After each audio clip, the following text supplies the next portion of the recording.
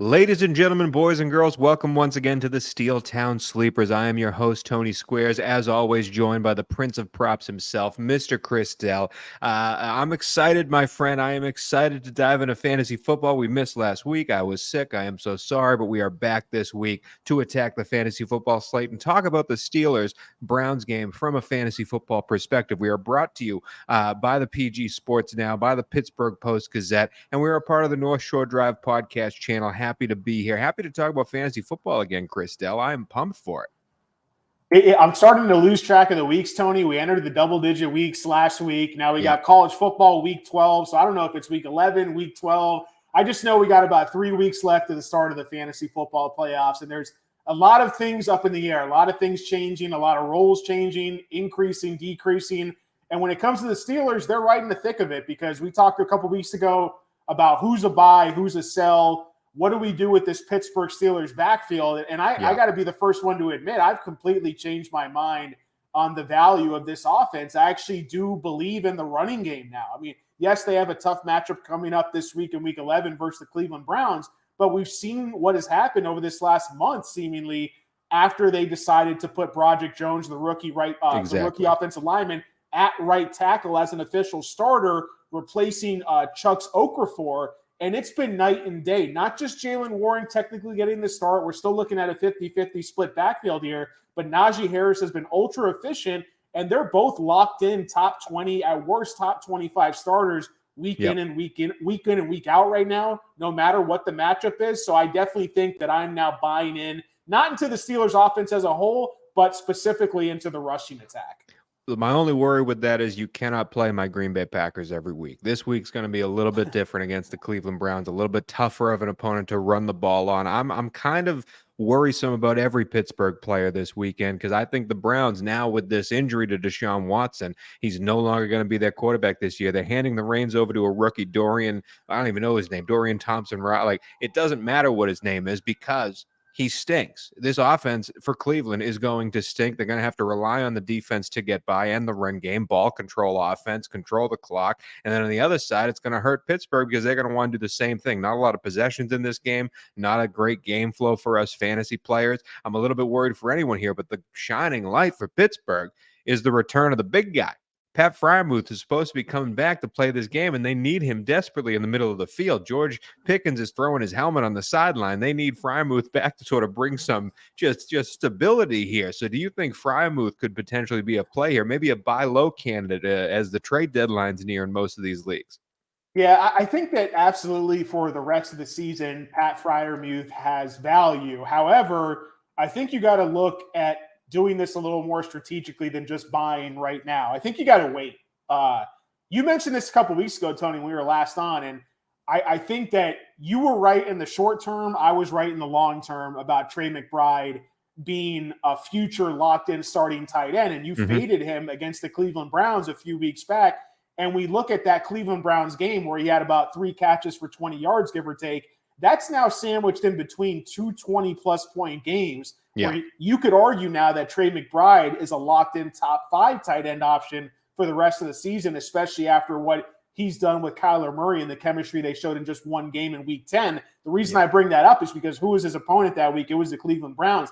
And the Cleveland Browns have been by far and away the best defense, specifically at shutting down opposing tight ends. Some of it is scheme related. The other part of it is just that their defensive backs and pass rush is just so good. They're making it difficult for opposing offenses to really find other places to attack through the air other than just those shallow, soft pockets in the short areas of the field. So again, I think that Pat Freiermuth will struggle here against the Browns, no matter how healthy he is, but wait until he has a down game this week, because I think the best chance you have for Freiermuth this week is that he gets 2 catches for 10 yards. One of them happens to be a touchdown. Other than that, I don't expect the volume and the yardage to be there. And will Pittsburgh actually even need to throw that much against a Dorian Thompson-led Robinson-led So you can't get his name Browns right offense? either.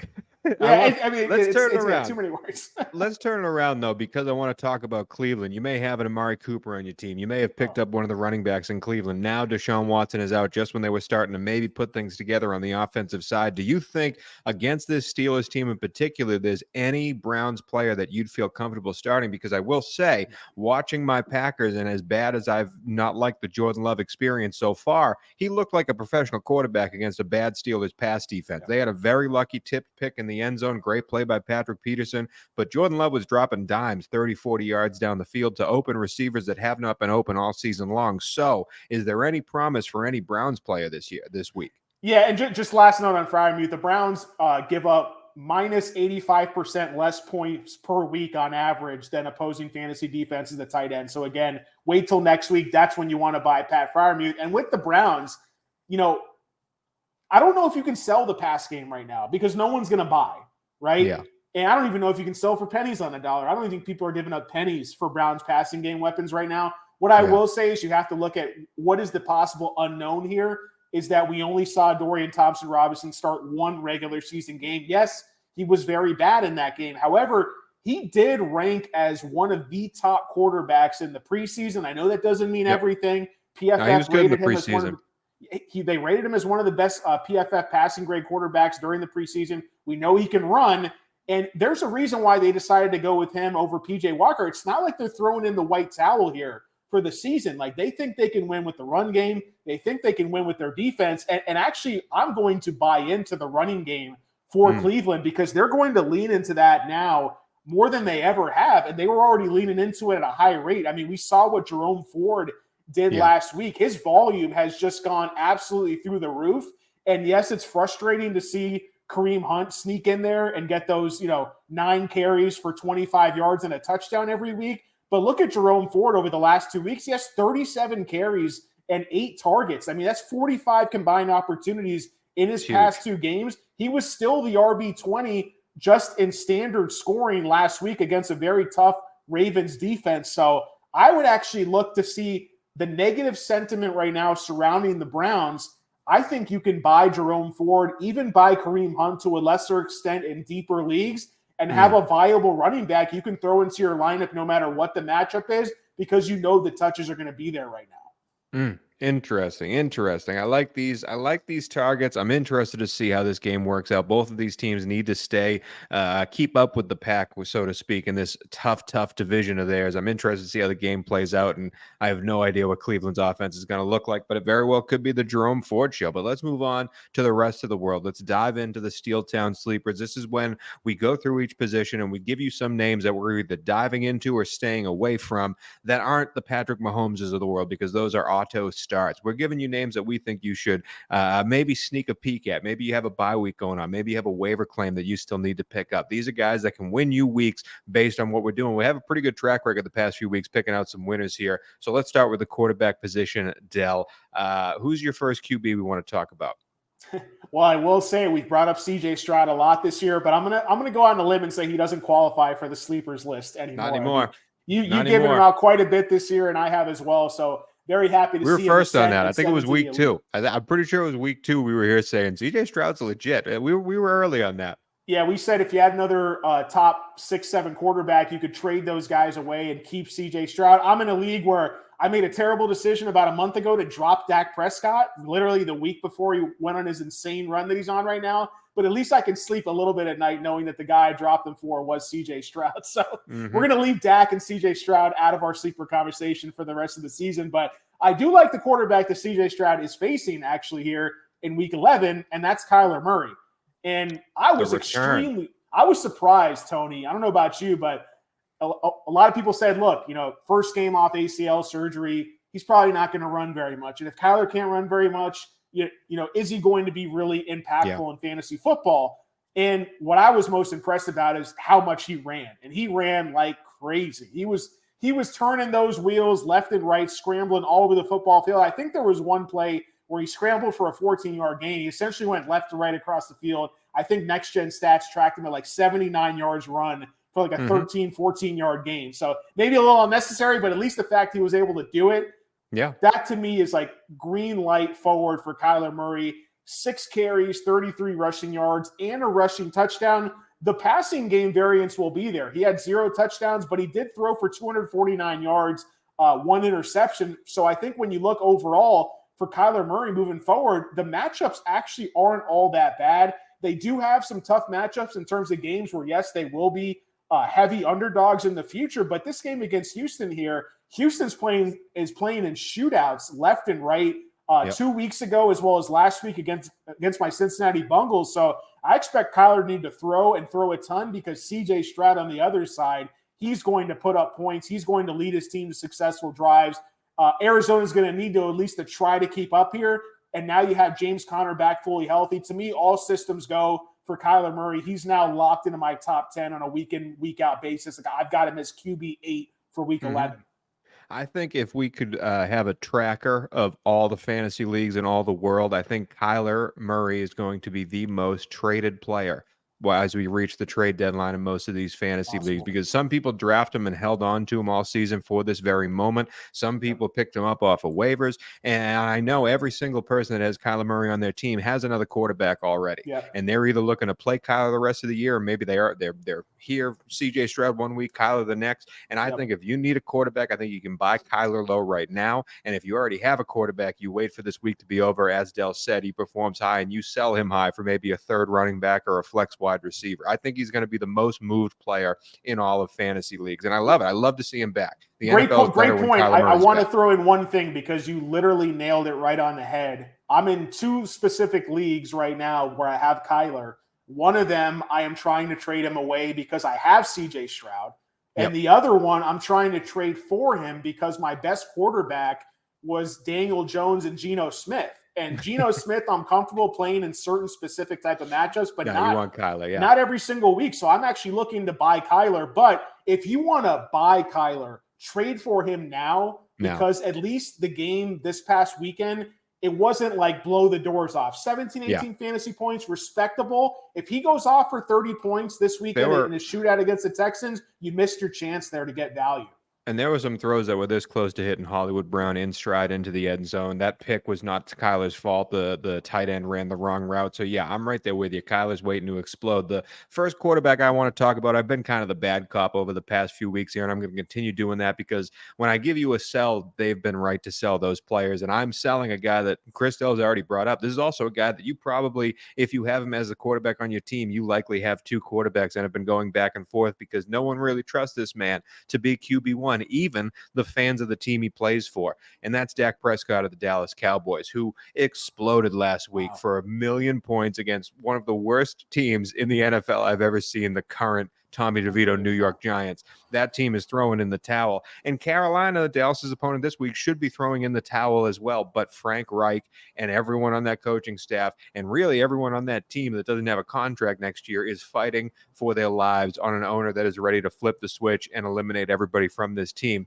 I think the defense for Carolina really steps up, especially the passing defense. It's been actually the only bright spot of this entire Carolina team. And you can still run the ball all over the Panthers, and that's what I think they do. I think the Cowboys try to get Tony Pollard right.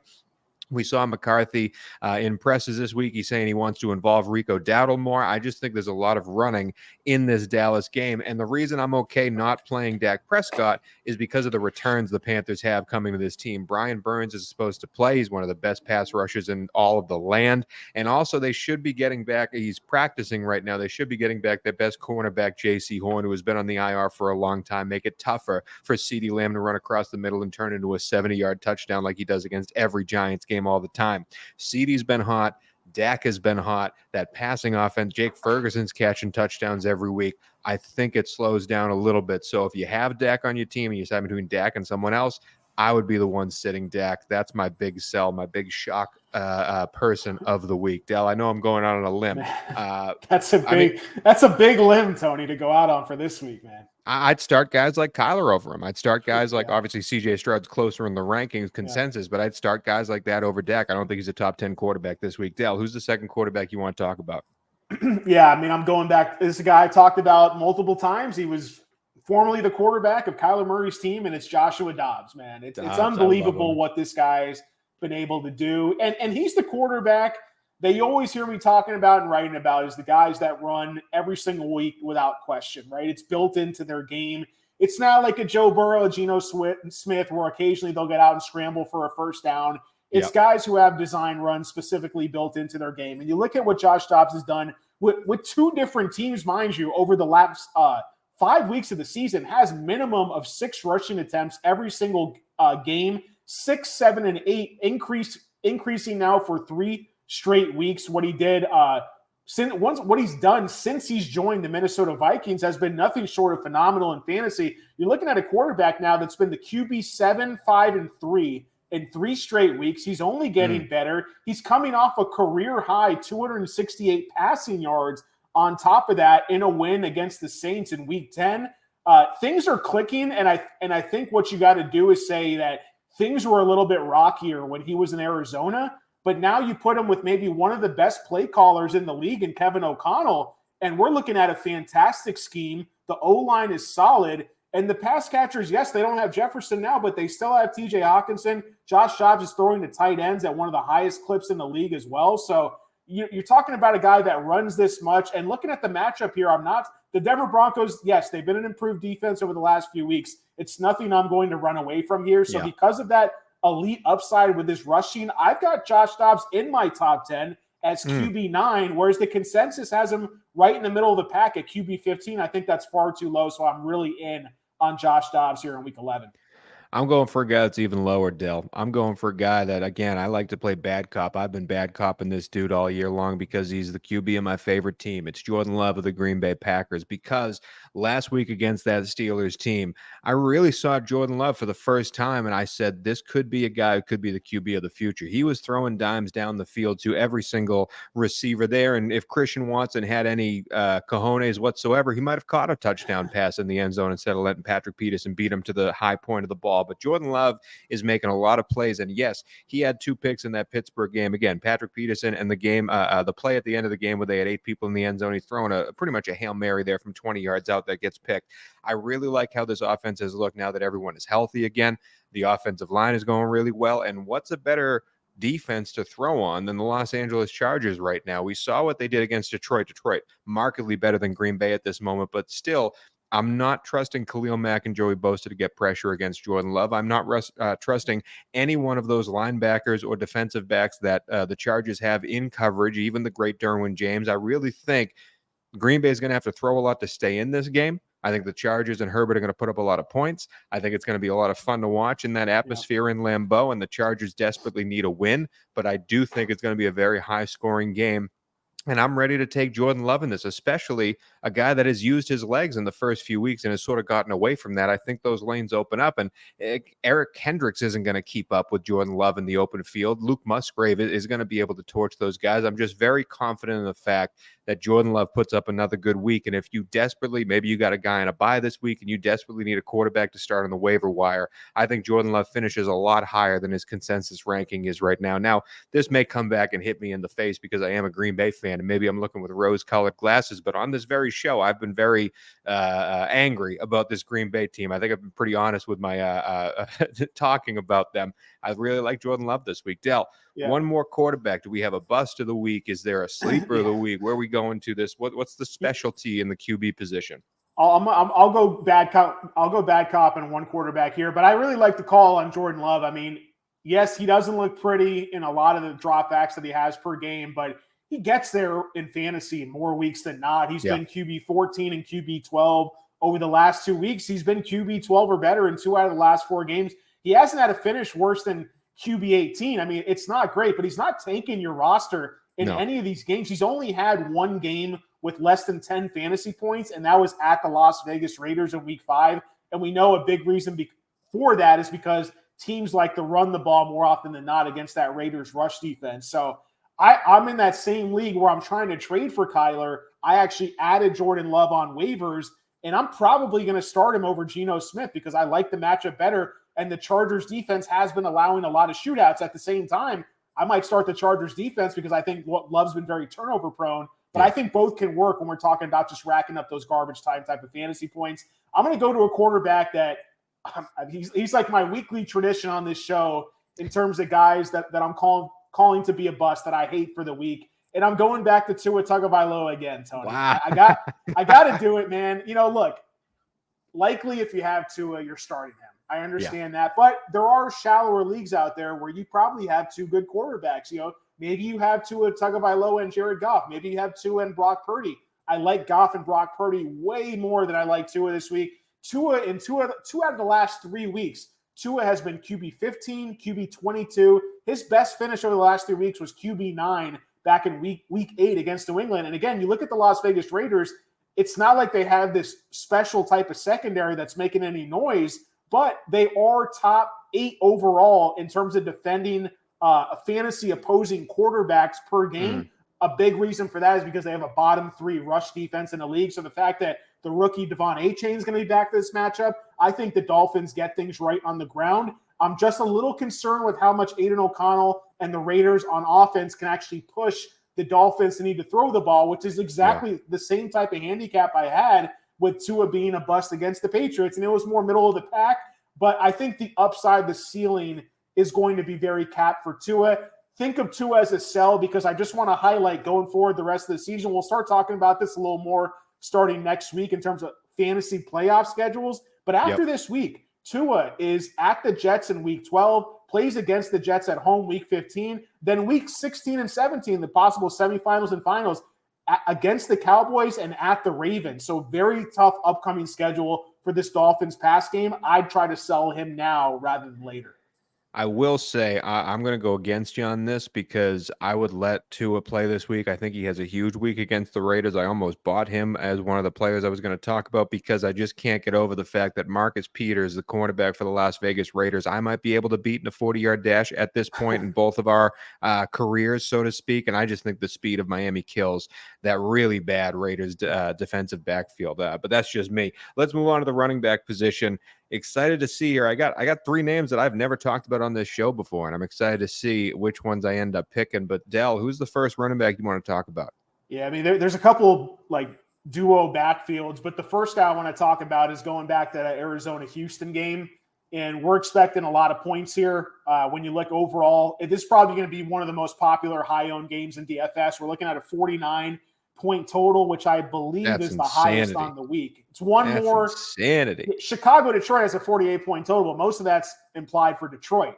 So in this game specifically, we're looking at, Houston's a 5-point favorite. So both teams are expected to put up a decent amount of points here. Yeah. And I'm in on it. I buy it. And I just how Kyler Murray looked healthy last week. James Conner looked just as healthy as well. And there's no other running backs on this roster that the Cardinals trust at all. So for me, you look at James Conner. No one else is healthy, Dell. No one else is healthy. But even when they've been healthy, Amari B. Mercado, Keontae Ingram, I believe they just waived Tony Jones. It's just been a rotating door of disappointing performances, no matter what the matchup has been. And we saw Conner just in his one game back, 16 carries for 73 yards. He wasn't used in the passing game, but that's a role that he has excelled in previous seasons. So I believe he can become more involved in the passing game here. And again, even a better matchup on paper. Atlanta has actually been one of the better run defenses in the league. He still was able to pull off 4.6 yards per carry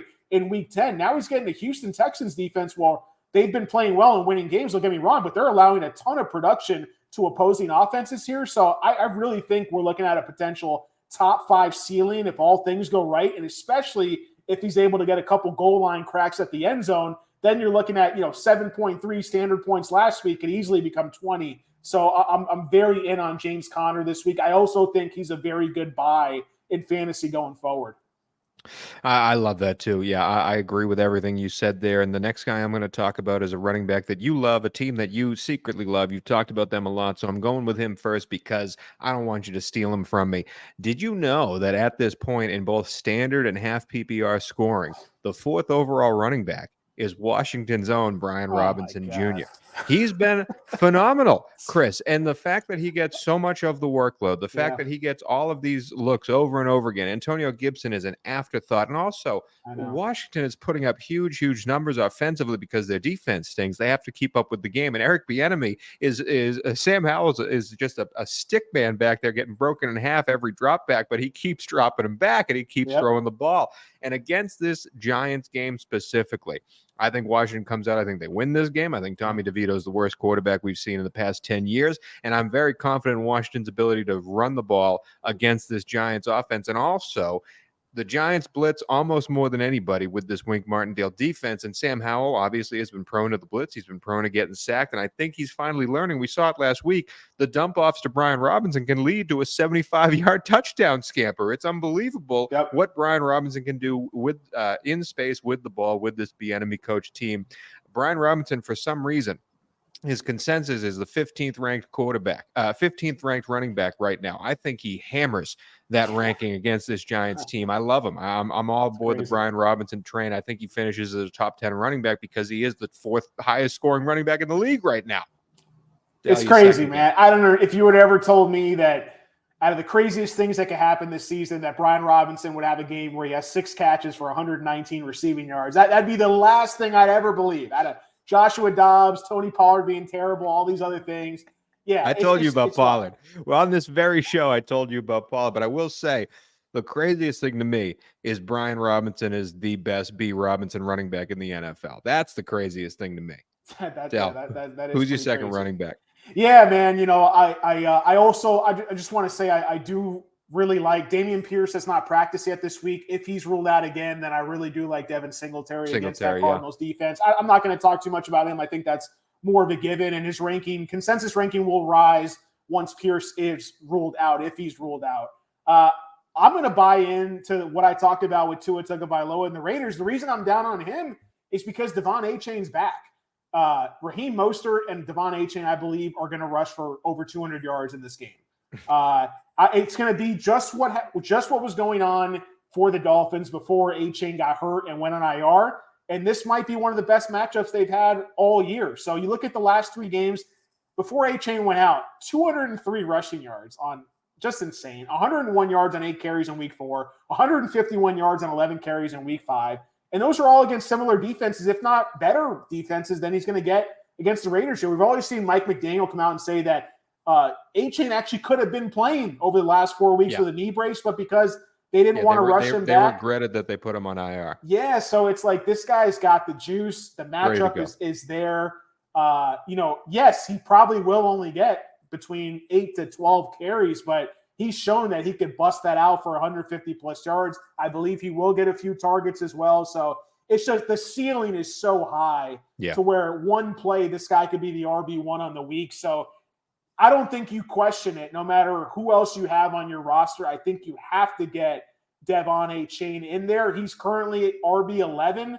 I've got him inside the top 10, and without hesitation, I'd play him over guys like Kenneth Walker, Javonte Williams, Derrick Henry, Breece Hall. Give me Achane over all those guys.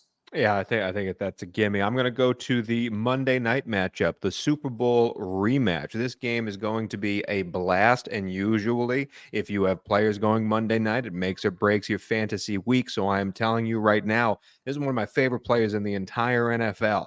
I am sitting Isaiah Pacheco this week, and that's hard for me because I think this Kansas City offense, it might be the worst offense of Pat Mahomes' entire tenure at Kansas City, and that's no fault to Pacheco. I just think the offensive line is really poor. I think there's no one who can make a difference in the passing game, Travis Kelce included, and I think Pat Mahomes is having a really difficult time getting the ball and running this offense. It's just not flowing the way it should be flowing, and so they've been resorting a lot to the run. Pacheco's had a really good season so far, but against this Philly team that honestly, I think has had a chip on their shoulder since they played on that awful Super Bowl field against Kansas City and could not go anywhere. They were slipping all over the place because the sod of the Super Bowl field was absolutely terrible. I think they're ready to show the world that we should have won that Super Bowl, and I think it happens in this game along that defensive line. Philly has been able to be beaten in the passing game, so maybe Pat Mahomes can get back onto his groove and start throwing the ball deep a little bit.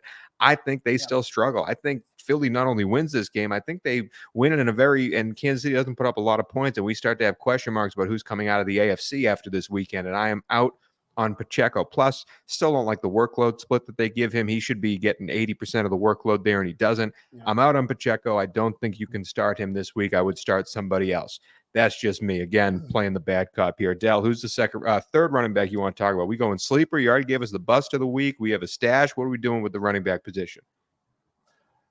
Yeah, so I mean, I'm just going to go to another bust here. Like I talked about, one bust with quarterback, and one guy he's really high up there in the rankings, and I understand pure talent wise, he's probably one of the best running backs in the league. But his situation is god awful right now, and that's Breece Hall with the New York Jets. Wow. I don't understand how he's consensus RB6 this week. I mean, the Bills, Bills haven't been great, but I mean, it's not like they have a terrible defense either here. So, they're middle of the pack in terms of opposing defense, the fantasy running backs. But you look at Breece Hall overall, and he just can't get going because teams are loading the box against him. And the Jets are facing loaded fronts at one of the highest rates in the league with Zach Wilson under center over these last 2 months. Look at Breece Hall, even in half PPR scoring. He got 9 targets in week 8. He's had 7 targets combined over the last 2 weeks. Isn't really making too many big plays out of them. He had a 35-yard catch in week 10. Still was only the RB30 on the week. This team is simply not scoring touchdowns. They've scored a combined 18 points over the last 2 weeks. You look at since the bye. Yes, they won that game in week 8 against the Giants, where Breece Hall was the RB8 on the week. But in those 3 weeks combined, the Jets have not scored more than 13 points in a game. So it's ugly. It's just, if you're not going to give me the goal line carries, then how are we going to get there in half PPR scoring? Even in full PPR, you need more targets than what he's been getting. 4 targets for 10 yards in week 9, and then 3 targets in week 10. It's not enough for me. So I just think the matchup is too tough. And I'm not saying to bench him, but the fact that he's ranked RB6 in consensus this week, I feel like RB17 is a pretty solid number, but it's showing me that I'm 11 spots lower than consensus. So I got to mention Breece Hall again. Like I'd rather start Brian Robinson this week. I'd rather start Javonte Williams, Devin Singletary, the Dolphins backs, all those guys. I'm more than comfortably starting over Breece Hall. Well, I think people are remembering the 10 rushes for 127 yards from week 1 of that Bills game and going, he's going to do it again against a now worse Bills defense. But one of those rushes went for 83 yards. Yeah. So take the other 9 and look at what they did against that Buffalo team. And also, since week 1, he's only had 3 games where he scored in half PPR over 10 points in a game. Yeah. I'm right there with you, Dell. I love Breece Hall. If he was on my team, I'd be really happy he's on my fantasy team, but I'd be very worried to play him every week. He's like a George Pickens to me. Some weeks he's going to go huge. Some weeks he's going to get a goose egg, and that's not good from the running back position. But speaking of George Pickens, let's move on to the wide receiver position, Dell. There's so many people to talk about. I'm excited to dive in. I have 3 names here that I have to say, it was tough for me to get guys out of the rankings that I think are going to do better or worse than the people are already thinking. It's really hard for me to pick these guys apart, so I'm interested to see where you're going here.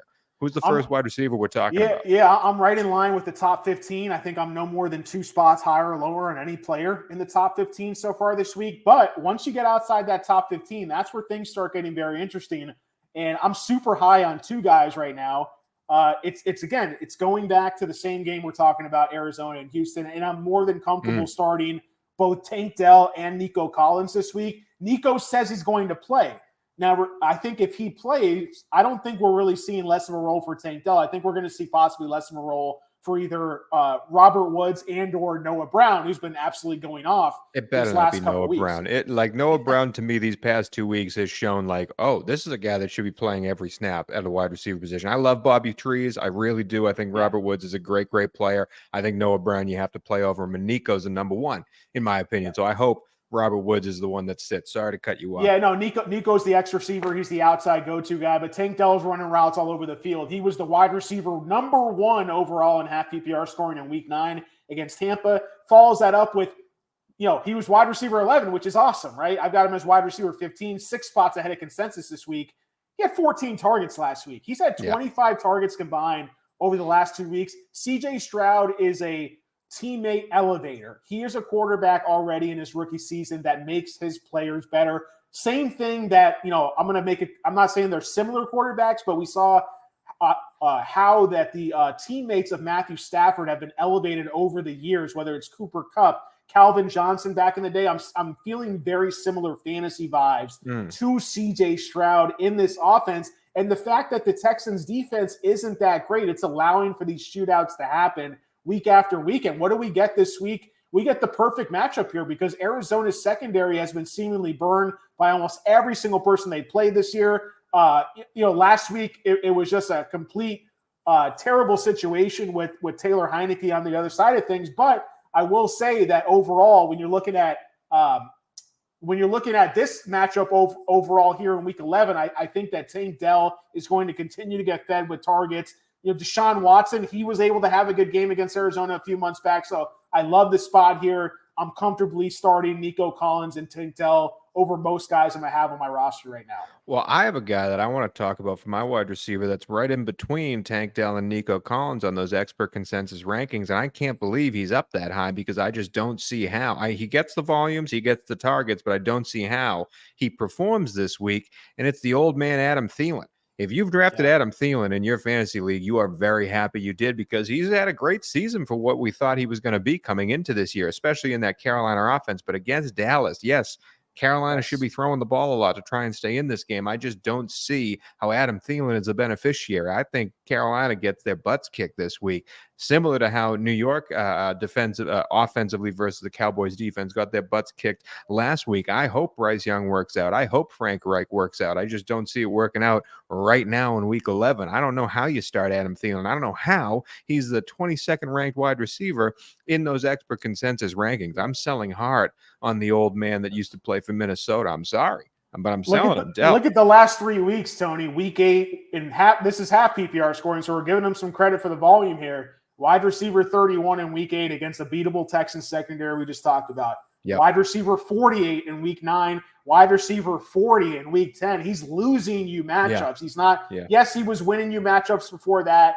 but teams have kind of gotten on to the fact that, hey, all Bryce Young does is look, he drops back a couple steps. You can't really see much over opposing defenses. The fact he's about 5'7" in high heels. But look, he can't just throw the ball to Adam Thielen 20 times a game anymore. Teams are catching on to that. We've seen a decrease in targets for Thielen over the last month. So I don't know if you can sell. I think you probably could see what you can get for him, but I would try to get rid of Thielen as soon as humanly possible. Yeah, I'm out hard on old man Thielen, and he's had a great season, man. I have to say, he's had a season much better than we thought. You already gave out 2 wide receivers, so I'll go again. You gave out Tank and Nico, and I'm going to go with a guy I've been waiting to turn the light on, a guy I've been waiting to arrive because, again, I'm going to my favorite team. I told you Jordan Love was my quarterback that I'm going to run with. And also, if you need a wide receiver, maybe you need a waiver wire pickup to start over Adam Thielen this week, I believe there is a connection brewing, not with Christian Watson, because, again, he cannot high point a ball to save his life. Romeo Doubs is awesome, but he just doesn't have the physical abilities to be open consistently on every route. There is a guy on that offense, though, that I think is finally clicking. And it's been so close the past few weeks. There have been passes that have been so close to hitting, especially on deep throws. It's the Hollywood Brown of Green Bay. It's Jayden Reed. And I believe Jayden Reed is going to really shine in this game. I love this kid as a draft pick for my favorite team. And I think fantasy-wise, he's a guy, especially down the stretch here, as we head towards the fantasy playoffs. This is the stash that you should have gotten a few weeks ago. If he's on your waiver wire now, you pick him up. Yes. He is going to win you a few games down the stretch. And it starts this week against the Los Angeles Chargers. I think he eats up the linebackers and safeties that Los Angeles is throwing at him. And I think he has a huge week in Green Bay in Lambeau. The kid's going to arrive. I'm all aboard the Jayden Reed train. Dell, you were clapping there. You agree with that That's pick? My guy. I mean, I've talked about him before in the show. I've talked about him as a sleeper. I've talked about him as a stash. I've written him up in my fantasy favorites weekend column. He's made my waiver wire column, fantasy fallout at Post-Gazette.com. He's made that multiple times. He was my cover boy. He made the main picture of the article this past week. So I'm all about some Jayden Reed. Romeo Doubs, he can be a decent red zone threat every now and again, but Reed is the only one who's actually running routes at a high level. He's got some decent athleticism to his game, 80th percentile, 40-yard dash. He's beating people. Yeah, he's beating people over and over again. The problem is Love hasn't been able to get him the ball. I think that changes. Well, the whole issue with Watson is just they're going to have to start going away from Watson the more and more as these weeks go on, because at least Jordan Love can get it to Jayden Reed. Yeah. The player profile has some good stats on rookies coming out of the drafts and their combine measurables, but Jayden Reed had a breakout age of 18.4 while at Michigan State, which is in a Power 5 big conference. That's a 98th percentile. So usually when receivers put up elite college numbers, at a younger age than others, it's often a very good signal for future NFL production. So I think that the fact he's in this slot intermediate type of role, they're also using him down the field. It's only arrows up for here on out. He's by far and away my favorite Packers receiver rest of the season. Let's go. Dell, the last wide receiver you want to talk about, though. I'm going to talk about a stash here. I was going to talk about stashes, but I brought up handcuffs in my last two articles, and we talked about it the last time we were on here too. But one wide receiver stash. Now, look, the name is not sexy by any means, but it's a war of attrition when it comes to the Los Angeles Chargers wide receiver room, and they're still not fully trusting Quentin Johnson. I do think if you're in a deeper league, deeper benches, or if you have 3 wide receiver spots you got to fill, you're hurting there.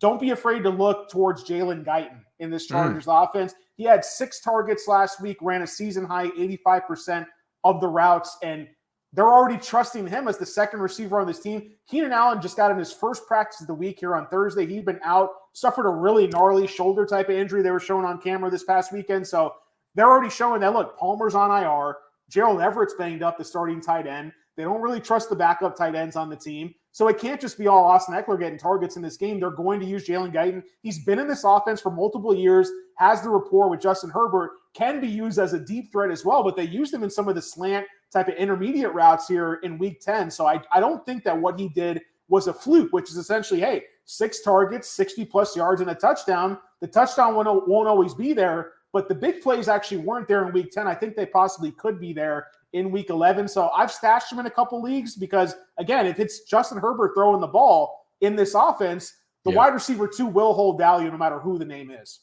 Yeah, I hear you on that. Let's move on to the tight end position before you give us our defense of the week and the winner kicker dinner. I'll go first because, again, it's another sound. This is a guy that has come on hot, and I'm going against the grain, against Chris Dell's very picks. I believe you picked some type of a Houston Texaner in that matchup every single time here, and I'm going against Dalton Schultz this week. I just think he's ranked too high when it comes to the consensus rankings. I think you can get better players here, especially with that whole entire Houston passing core healthy. I just think Dalton Schultz does not see the workload that he has seen the past few weeks. And against Arizona, who has proven pretty well to cover tight ends on the season so far. And I think it's also a rejuvenated Arizona team with Kyler Murray back. They're not tanking. They don't have that first round pick. They want to win some games here and show some spirit, show some fight.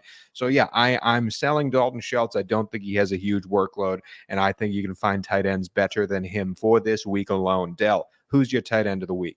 Well, you know I love Trey McBride. I just want to talk. I'm right in line with the top 7, 8, 9 tight ends. I don't think there's really much to talk about here. We know who these guys are. Schultz is on that borderline. You know, I don't know who you're going to – maybe you have an Evan Ingram or Dalton Kincaid you start over Schultz. I would understand having that as an argument. What I want to say here is in terms of, like, if you were to have picked up Trey McBride over these last couple of weeks and you roster one of the elite guys, Sam Laporta, TJ Hawkinson, Mark Andrews, even Kelsey, I do think it would be very worth exploring trading away, not McBride, but trading away one of the tight end stars, because he's shown that he could enter that territory. And as good as he's been, you're still going to get more in return via trade if you were to trade away a Mark Andrews. I'm in a dynasty league. I'm in first place, and I traded for Mark Andrews early this year. Now I've got McBride on my bench, and I'm asking myself, do I want to trade away McBride and try to get my value back? Or do I want to for sure get an elite star in return and just trade Mark Andrews away instead? I do think that's a viable option. Yeah, I'm right there with you. In the same vein, we talked about, hey, if you've got CJ Stroud back in week 5 or 6, you're good for the rest of the year. Trade your other quarterback with a better household name. Yeah. So in lieu of talking about any tight ends this week, I think we kind of know who the stars are and stars aren't. That's how I would approach trading. If I were to get a Taysom Hill on my bench, I'd trade away my other guy because I do think far better days are ahead for Taysom Hill as well than they were in week 10. Shut up about Taysom Hill, Chris Dell. I will say the only, for the Trey McBride trade, the only tight end you are not allowed to trade away is TJ Hawkinson, because I've been on him all year long and I've been correct. And now you've seen what Josh Dobbs does. TJ Hawkinson was walking around like Leo DiCaprio from The Revenant last game, and he still put up huge numbers. He's an unstoppable force in that offense with that scheme, with that quarterback. Do not trade away TJ Hawkinson. Everyone else, though, I agree with you, Dell. We have the defense of the week. Who are you going with? Yeah, so I mean, there's a couple defenses I'm going to try to stick to a defense that, again, it's ranked outside the top 10 consensus, and it's a defense that that I've played a decent amount this year, and it hasn't necessarily looked great on paper in some of their previous matchup, but I do believe the Los Angeles Chargers are a viable defense. I talked about that. I was praising you for your analysis on Jordan Love, but I do think he's sack prone. He's turnover prone here. And even though the Chargers secondary could give up a lot of yardage here in volume, I do believe that the two stars in this defense, give your boy Joey Bosa here a little bit of credit. He's been playing well. He's healthy now. Khalil Mack can make plays. I just don't – if we get into a shootout, sometimes that's what you want in a fantasy DST, is to be playing against another team that's going to drop back to pass 40 times a game, because that leads to more potential for strip sacks, tip passes, pick sixes, et cetera, et cetera. So I do think the Chargers will give up some points and yards here, but I think the potential for sacks and turnovers is pretty high. And when you look at the Chargers' schedule moving forward, I think this is a defense you want to keep on your bench for the fantasy playoff stretch. They play the Denver Broncos twice during the fantasy playoffs. They also have some pretty appealing matches. I believe they play against the Patriots in the first round of the playoffs. So I think with just those two superstars alone against those opposing quarterbacks, we could be looking at a defense that the floor might not be so great compared to other options, but I think the ceiling that could actually be really high. So I'm going to go with the Chargers for now, and I'm going to be stashing them on my bench through the remainder of the fantasy playoffs as long as I'm alive in those leagues. I hate to say this, but I don't think I could disagree with you more. I think if Joey Bosa and Khalil Mack's last names were Smith and Jones, you wouldn't know who they were at this point. And I think the best defensive lineman on the Chargers is a rookie. And that's a good rookie, don't get me wrong, but I think it's a rookie. I'm really disappointed in the Chargers defense this year. But Dell, the winner, kicker dinner. Who are we going with? We're going to have to revisit that Chargers conversation. Let's see how I do against your boy Jordan Love this week, and we'll talk about that one again. How about let's go? I've been talking about him so much, he's going to stink this week. He's going to throw 5 picks. It's happening. Yeah. He'll score 5 picks and still score 20 fantasy points somehow, but it'll happen. But no, I'm going to – I mean, I can't stress this enough. Like, you see what the process is in a lot of these games. You want to attack game environments. And if you need a kicker off waivers, I guarantee you this guy's going to be out there in probably 80% plus of leagues. It's the Houston Texans kicker. It's Matthew Amendola. Look, Kaimi Fairbairn, he's been one of the better fantasy kickers over the last few seasons, regardless of who the quarterback's been in Houston. But he's out now. I believe they just put him on IR, actually, and they signed Matt Amendola. Against my Bengals last week, he was 3 for 3 on field goals, hit a long of 45, also kicked 3 extra points, was the kicker 8 on the week overall. And again, you're looking at the highest point total on the slate here. I've got him as my kicker 6 overall. Consensus has him as kicker 14. So I'm going to ride the Amendola train in Houston going into week 11. Love it. And that is it for week 11 of the Steel Town Sleepers. Again, Tony Cavallo, Chris Dell, brought to you by the Pittsburgh Post-Gazette, part of the North Shore Drive podcast family and a member of the @PG Sports Now YouTube channel. Dive on in. We'll be here for the rest of the week. And as Dell said, moving forward, we'll be talking about guys you need to pick up now for those pivotal playoff stretches. Excited for it. And maybe we'll do a week 18 show for my league's championship week. Who knows? But that is it for week 11. Let's dive in. Some good games this week, Dell. Can't wait. Let's do it.